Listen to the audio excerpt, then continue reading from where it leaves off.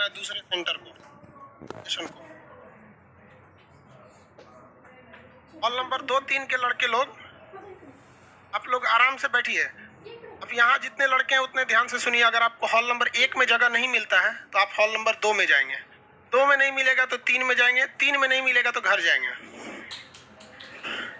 दूसरा कोई उपाय नहीं है, ठीक है? बबनी बैठ जाए। और आप लोग लड़की लोग तो जब से हम कोचिंग के लाइफ में आए ना, तब से हम एक ही चीज समझा रहे हैं, और वो चीज हमको लगता है कभी नहीं समझा पाएंगे। गर्ल्स को टाइम से आने के लिए। पुराने विद्यार्थी है कि नहीं इसमें? कौन सा बैच है जिसमें नहीं? देखो, अब पुरान विद्यार्थी है सब। आई लोग को टाइम से अभी तक समझ में नहीं, कम से कम कोरोना में भी था है टाइम से, ये सब कुछ समझ में नहीं आता है। कल हम आपको क्या चीज बताए थे? हिस्ट्री के कुछ शुरुआत बताए थे। आपको लगता है कि बहुत पढ़ लिए, नहीं ना? अभी नहीं, अभी 3 दिन लगेगा उसी को पढ़ने में। अभी धीरे धीरे करते हैं लोग आराम से, तब समझ में आएगा। अब 1 मिनट लाइव हो जाने दीजिए, उसके बाद हम आपको बताते हैं। भागलपुर जहानाबाद लाइव हो गया। ये अपने सेंटर का नाम किसने लिख दिया है? मैनेजमेंट का। उसको बोलिए सेंटर का डिस्ट्रिक्ट लिखेगा। खान जीएस क्या लिखा है? लखीसराय। उसको आगे खान जीएस लिखने की क्या जरूरत है? उसको कहिए लखीसराय बस लिखे। लखीसराय वाले लाल जैकेट जल्दी बैठो, सबको अभी बैठा नहीं जा रहा है, पार कर दीजिए उसको। इससे पहले वाले क्लास में हम आपको कुछ हद तक समझाए हुए थे। हाँ, आगे अब समझाना है। कल कितना बताए थे वो सब, जिसको कल कितने लोग कल नहीं आए थे?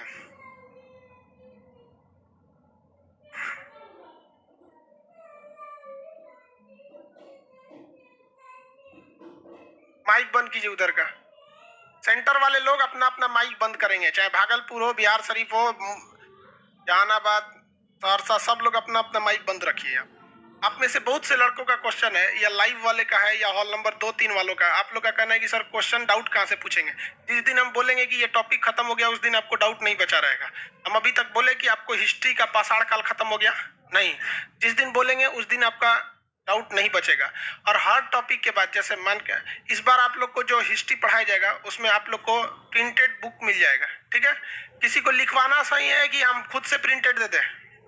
हाँ, क्योंकि देखिए कोरोना ने ऑलरेडी आप लोग का 1 साल बर्बाद कर दिया। लिखवाने का मतलब होता है कि सिलेबस ऑलरेडी कितना चल जाता है, एक डबल हो जाता है। लिखवाने का मतलब क्या हो जाता है? Double.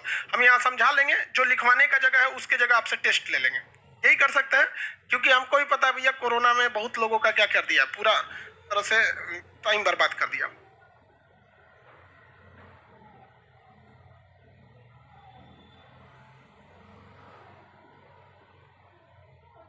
Good morning, good morning. Application वाले सारे लोग गुड मॉर्निंग। एप्लीकेशन के जितने लड़के हैं सब लोग अब ध्यान से समझिए। आप आज एप्लीकेशन वालों का फर्स्ट क्लास है। आप लोग को किसी को कोई दिक्कत नहीं होगा, चाहे एप्लीकेशन के हो चाहे कोई भी हो। शुरुआत में नया नया जूता भी खरीदिएगा ना, तो कितना भी महंगा खरीदिएगा सोचो पैरवा काटने लगता है। आप लोग के साथ सैंडल में भी शायद ऐसा होता होगा, अब उसका आइडिया हमारा ना है, लेकिन जूता में तो ऐसा होता है। होता है ना कि कुछ लड़के ऐसे करने लगे। बाबू सब लोग को गुड मॉर्निंग, एप्लीकेशन वाला खाली गुड मॉर्निंग ही लिख के भेज देता है सब। चलिए अब स्टार्ट करते हैं हम लोग। आज जो आप लोग पढ़ेंगे वो कल के तुलना में थोड़ा सा डिफरेंट होगा।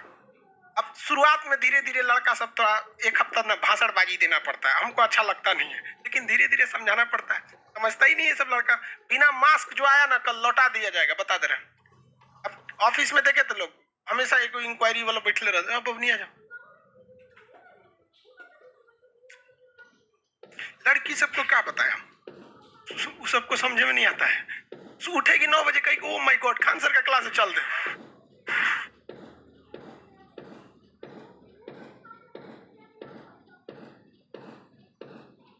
हिस्ट्री, अब सुनिए ध्यान से। अब किसी को कोई तकलीफ नहीं है?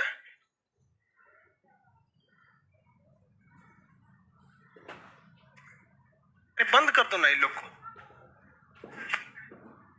वो हमारे बोलने से समझेगी सब। राम जी सीता जी को समझाए थे कि लक्ष्मण रेखा पार मत कीजिए, लक्ष्मण जी समझाए, पार कर गई कि नहीं?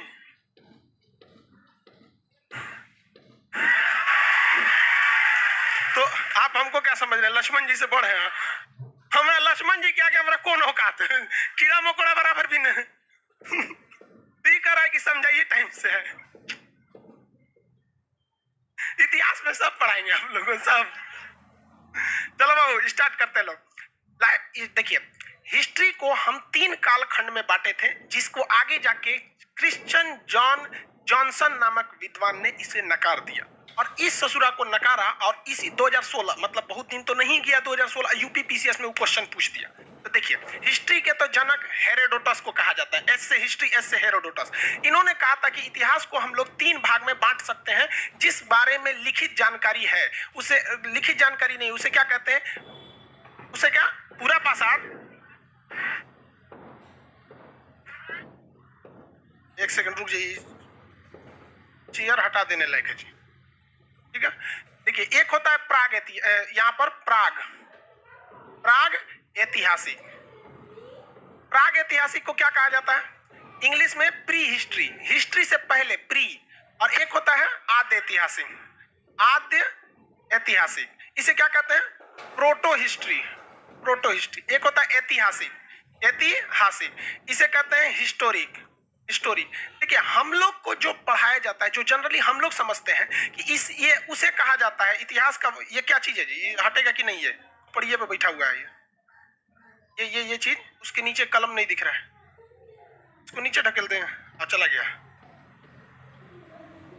इसके बारे में कोई भी लिखित जानकारी नहीं है, हम लोग यही जानते हैं कि इसके बारे में कोई लिखित जानकारी है ही नहीं है, केवल इसका थरिया, लोटा, प्लास्टिक, हेन जो चीज बचल था, यानी पूरा तात्विक स्रोत बचा हुआ था। हम लोग को यही पता है कि इसके बारे में केवल अवशेष मिला था। इसको ये पता है हम लोग को कि इसको लिखित स्रोत है, लेकिन ऐसा ससुरा रिख के चल गया डॉक्टर की तरह की, पढ़ले नहीं गया, नहीं पढ़ा गया, लेकिन पूरा तात्विक स्रोत है। इसमें ऐसा चीज है कि इसमें लिखित स्रोत भी है और उसे पढ़ा भी जा सका है। हम लोग यही जानते हैं, हम लोग यही जानते हैं, यानी पूरा प्राग ऐतिहासिक में लिखित है ही नहीं है, इसमें लिखित है, और इसमें लिखित है उसे पढ़ा जा सका है। इसमें सिंधु सभ्यता आती है, इसमें हम लोग अभी तक हम लोग इसी में आते हैं, ये तो हम लोग जानते हैं। लेकिन क्रिश्चियन जॉन जॉनसन, इतना बड़ा नाम याद रखने से बेहतर है जॉनसन नहीं, थॉमसन, तो बेहतरीन है, केवल आप क्या रखेंगे, थॉमसन न रखेंगे।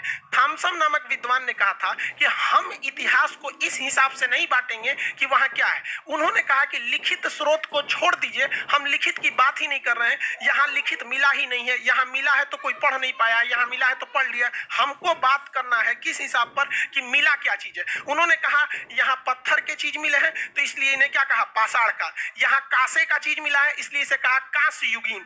यहाँ लोहे की चीज मिली है, इसलिए इसे कहते हैं लौह युग। कौन सा, लौह युग। तांबा इसी में मिला है, ताम्र पाषाण में, इसमें पाषाण काल के ही अगले समय क्या मिला, तांबा। तो इसमें सबसे बेसिक क्या मिला था, पत्थर।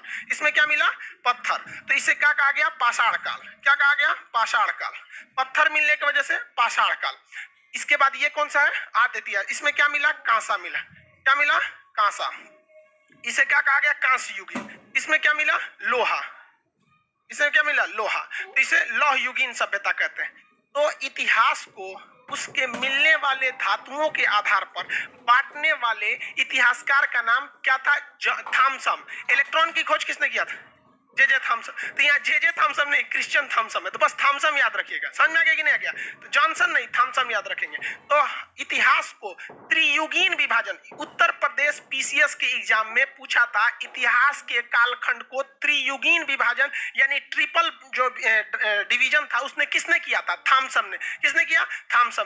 जबकि ये वाला जो विभाजन है लिखने वाले के आधार पर, लिखा कि नहीं, ये लिखा कि नहीं, ये नहीं, इसका विभाजन जो किया था वो ब्रूस नाम के विद्वान ने किया था। किसने किया था, ब्रूस, जॉन ब्रूस नाम के एक विद्वान थे। तो जॉन ब्रूस जो थे उन्होंने इसका लिखवा मत ना बबुआ, इधर देखो मफलर वाला, ध्यान से समझो, हम आपको लिखवा देंगे हर एक चीज, ठीक है।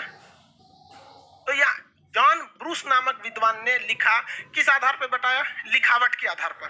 जबकि थॉमसन ने क्या बताया, मिलने वाले सामान के आधार पर विभाजन कर दिया था। अब दुनिया में, पूरी दुनिया में सबसे ज्यादा जितने भी अलग अलग जगहों पे अवशेष मिले हैं, यानी मान के चलिए कहीं भारत में मिला है, कुछ पुराने जमाने के, पाकिस्तान में मिले हैं, चाइना में मिले हैं, तो इसी तरह आपको पूरी दुनिया में एक बड़ा म्यूजियम होना चाहिए जो इस बात का क्या रखे, मतलब प्रमाण रखे कि कहाँ कौन कौन से चीज अवशेष मिले हैं। तो ये क्वेश्चन मध्य प्रदेश पीसीएस में पूछा था कि कोपेनहेगन संग्रहालय किस लिए प्रसिद्ध है। तो क्या उसमें गांधी जी के स्रोत रखे हैं, जैसे गांधी संग्रहालय गांधी जी के होंगे, तो कोपेनहेगन संग्रहालय यानी कोपेनहेगन म्यूजियम किस लिए फेमस है, तो कोपेनहेगन म्यूजियम म्यूजियम जो फेमस है वो फेमस किस लिए भैया, तो पुरातात्विक आर्कियोलॉजिकल स्रोत की वजह से। पूरी दुनिया के पुराने पुराने चीज अगर आपको देखने हैं तो कहां मिलेगा, कोपेनहेगन में। इवन सिंधु सभ्यता में जितने अवशेष मिले हैं ना, तो उसमें से कुछ कुछ वो लेके गया होगा। जैसे मान के चलिए कि 10 ठो ईंटा मिला है, तो उसमें से एक ईंटा वो कहां लेके चला गया, कोपेनहेगन। कितने लोग बता सकते हैं कोपेनहेगन कहां होगा, किस देश में कोपेनहेगन? डेनमार्क। डेनमार्क। अरे भाई बड़ी बड़ी बोल दिया कि जब हाथ उठाइएगा फिर हमको कहेंगे कि हाँ ठीक ठीक ठीक, सीधे बोल दिए डेनमार्क। हमको लगा डाउट है इसलिए आप हाथ उठाए। समझ में आ रहा है? इंक्वायरी, हाँ डेनमार्क। डेनमार्क सही है, नक्शा वालों सबको तो पूरा पता है डेनमार्क। चलिए ध्यान से समझिए, तो डेनमार्क में, डेनमार्क कहाँ भैया, यूरोप में। इतना समझ में आ गया? तो 3 क्वेश्चन आपको यही बन गया। आपको जो जो टॉपिक हम बता रहे हैं उसी समय आपको बताते चलेंगे कि किस एग्जाम में कैसा क्वेश्चन पूछा था, ताकि आपको ध्यान से रहे। जब ये हो जाएगा तो हम आपको क्वेश्चन सीट दे देंगे, पूरा लिखवाने से बेहतर वही कर देंगे। इतना तक में तो कोई दिक्कत नहीं। तो ससुरा ये कैसे नहीं पूछ सकता है कि भारत में संग्रहालय कहाँ होगा? जरा आप सोचिए, जब वो मध्य प्रदेश पीसीएस में ये पूछा कि पूरी दुनिया का पुरातात्विक संग्रहालय कोपेनहेगन में है, तो क्या आप ये नहीं दिमाग लगा सकते हैं कि बिहार पीसीएस में कल को पूछेगा कि भारत का संग्रहालय कहाँ है? नहीं पूछेगा। तो भारत में संग्रहालय पूछेगा, तो भारत में जो संग्रहालय है उसका नाम है मानव संग्रहालय, ह्यूमन म्यूजियम, मानव संग्रहालय, जिसका नाम बदलकर इंदिरा गांधी मानव संग्रहालय कर दिया गया। अब भैया ये तो इंदिरा गांधी नाम कर दिया गया यहाँ पे। आपको भी पता है राजीव गांधी, इंदिरा गांधी, जवाहरलाल नेहरू, ये सब चीज हालांकि ज्यादा बेहतर रहता स्वतंत्रता सेनानियों के नाम पे करते।